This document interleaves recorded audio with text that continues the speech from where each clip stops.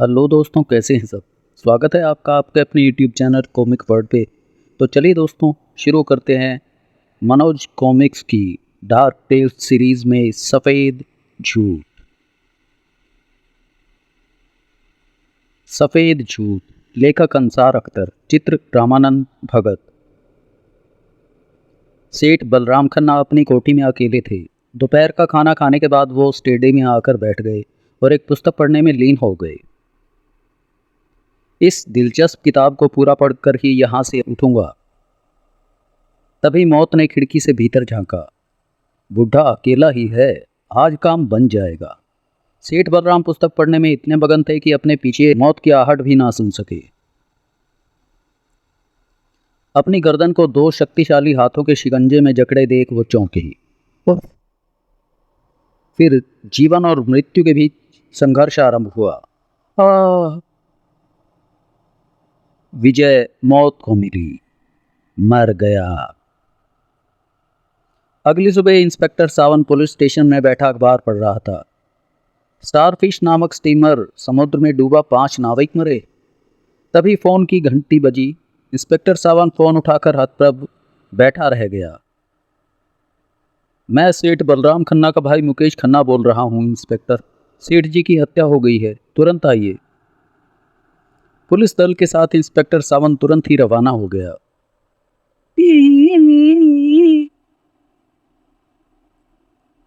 सेठ बलराम की लाश स्टडी में ही पड़ी थी। पुलिस अपने काम में लग गई।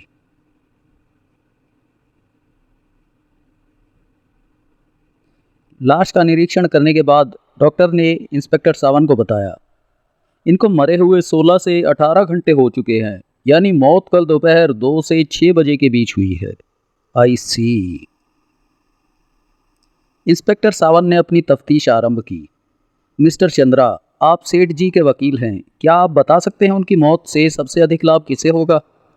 सेठ जी की अपनी कोई औलाद नहीं थी, इसलिए वो अपनी जायदाद 3 आदमियों के नाम छोड़ गए हैं। एक सेठ जी का भाई मुकेश खन्ना, दूसरा उनका भतीजा राजन मेहरा, तीसरा उनका भांजा कपिल सिंह। इंस्पेक्टर सावन ने सेठ बलराम खन्ना के तीनों वारिसों को एक कमरे में बुलाया। सेठ बलराम खन्ना की मृत्यु का मुझे अफसोस है, लेकिन उनका हत्यारा बचेगा नहीं, जो कि तुम तीनों में से एक है। आप हम पर झूठा इल्जाम लगा रहे हैं इंस्पेक्टर साहब।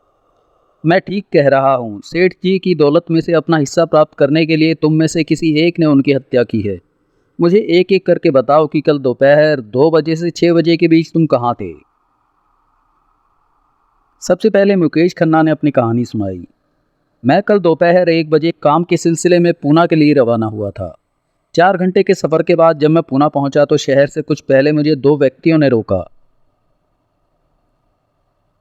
यस, अगर आप पूना शहर की तरफ जा रहे हैं तो हमें लिफ्ट दे दीजिए, बड़ी मेहरबानी होगी।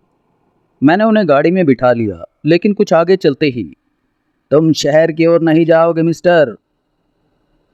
क्या मतलब। उन्होंने मुझे गाड़ी को सुनसान जंगल में ले जाने पर विवश कर दिया। बस यहीं रोको। गाड़ी के रुकते ही एक ने मेरी नाक पे बेहोशी की दवा में भीगा रुमाल रख दिया।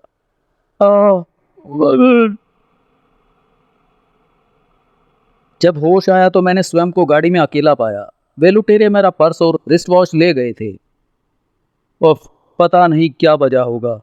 उस स्थिति में मेरा पूना जाना बेकार था, इसीलिए मैं वापस बंबई आ गया और सुबह के 7 बजे अपनी कोठी पर पहुंच गया। इंस्पेक्टर सावन कहानी सुनकर सोच में डूब गया। फिर बोला, तुम्हारे इस बयान में कोई भी ऐसा गवाह सामने नहीं आया है जो इस बात की गवाही दे सके कि कल दोपहर 2 बजे से 6 बजे के बीच तुम उसके साथ थे। खैर, बाद में देखेंगे, पहले शेष लोगों का बयान सुना जाए। राजन मेहरा ने अपनी कहानी सुनानी शुरू की। मुझे राफ्टिंग का शौक है इंस्पेक्टर। राफ्ट लेकर मैं समुद्र में दूर तक निकल जाता हूँ। कल दोपहर 1:30 बजे मैं राफ्ट में अकेला समुद्र की सैर को निकला था। हवा तेज थी और समुद्र में लहरें उठ रही थी। मेरा राफ्ट तट से लगभग 8 मील दूर पहुंच चुका था। अब वापस चलना चाहिए। उस समय शाम के 4:30 बजे होंगे। अचानक मेरे राफ्ट में छेद हो गया। ओह!